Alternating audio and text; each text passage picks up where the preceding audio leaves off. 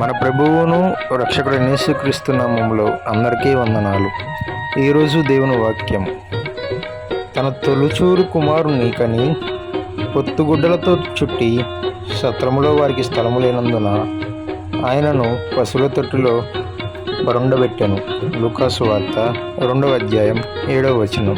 మా ఇంటి పేరు పశువుల పాక, పక్కింటి పేరు ఒలీవల తోట.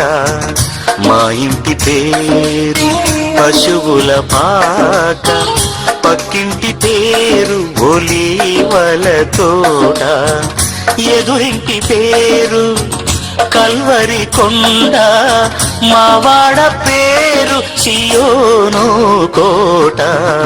మా ఇంటి పేరు పశువుల పాక, పక్కింటి పేరు ఒలీవ